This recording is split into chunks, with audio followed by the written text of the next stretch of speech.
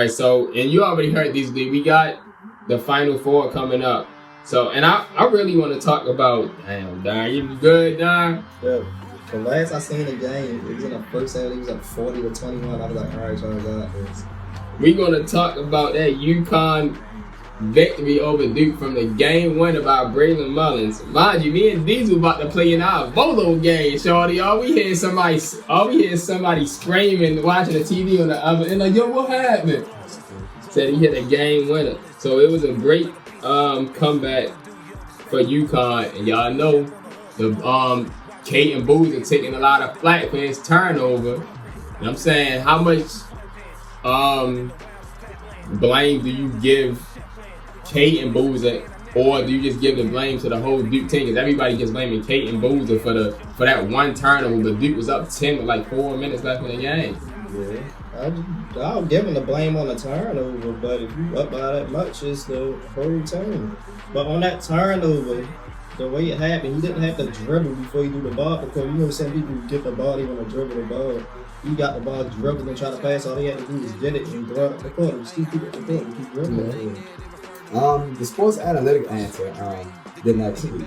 It's the next week. The problem is this new generation of coaches, because they get championships and they're getting put up there with other people that came from the championships, they like to do this analytical coaching, which means I'm going to go off of the odds of I'll get the ball back, so I'm going to make these transitions and these switches.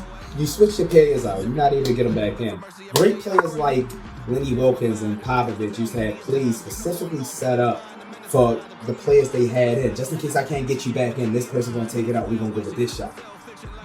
Y'all took the people out, y'all couldn't get I want it back in, so it's easy to blame Boozer for the turnover, but like Don just said, if it was 40-21 at halftime, let's give credit to Uconn for making a comeback and adapting. So why didn't you adapt back, dude, once you realized they was coming back? See, my thing is, while it's always good to put the blame on somebody, at some point we got to put accountability. But now, let's switch from sports analysts and let's go to Diesel D. Ladies and gentlemen, this is a perfect script.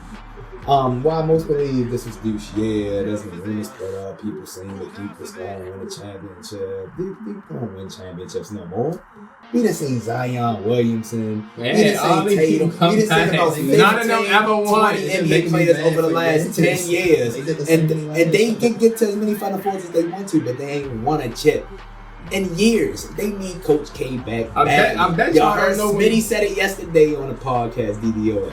Y'all need Coach K back because honestly, I'm about to say, a lot of people probably don't even know when the last time Duke won. They probably don't even know who was on the team. Yeah, if I'm being honest with the script, they don't know if Tyus Jones and Jaleel Okafor is on the team. Yeah, if I'm being honest with the script, Vegas seen Duke with the big lead. The new people was gonna put in live bets for it to either get nastier or for Uconn to at least cover the spread even while losing. Most of those bets probably didn't say that Uconn was going to come back and win. Those were the lowest odds. So Vegas said, fuck it, let's pull the trigger on the script. Uconn make the comeback to go to the Final Four so we can make most of that money back for the house. Because most people already got deep winning on the live bets. We want to make our money back. They changed the script. They told Duke to act dumb after they didn't. Like, this is my thing with even collegiate amateur sports. If you get up 40 to 23, 24, whatever you get up by, and you've done this good, even if the other team adapted, what makes you so less than them that you can't adapt to continue executing while you had the lead? So I don't want to hear all that. It's a script. Come on, yo.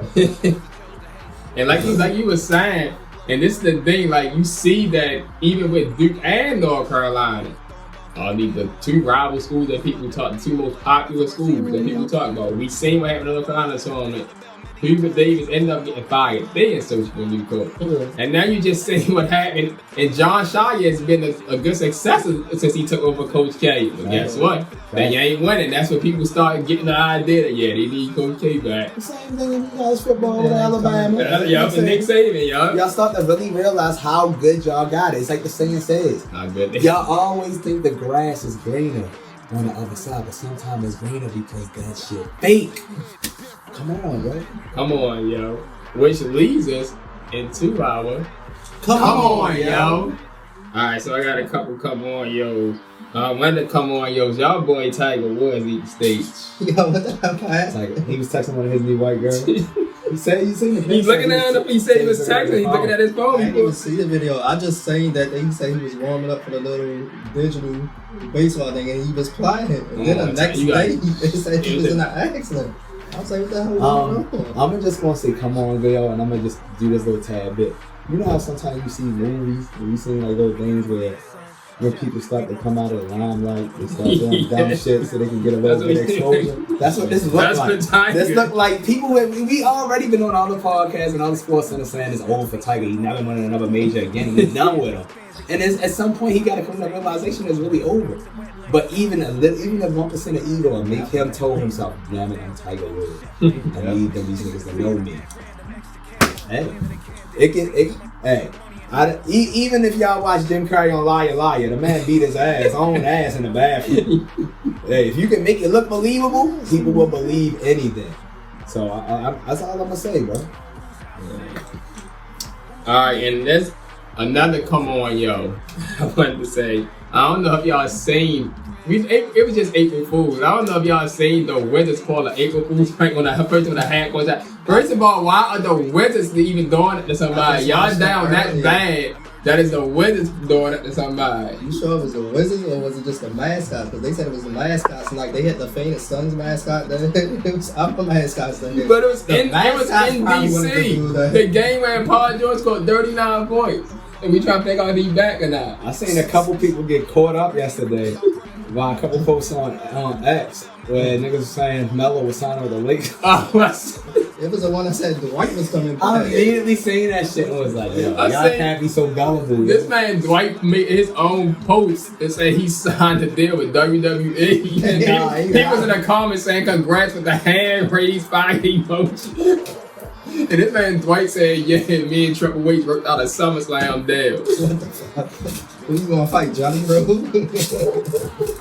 Like, yo, people, like you said, people be this gullible to fall for these jokes. I'm like, I just be looking like, come on, yo. Man said he wanted to fight over. You wanna fight over, family? Those are two, come on, yo. All right.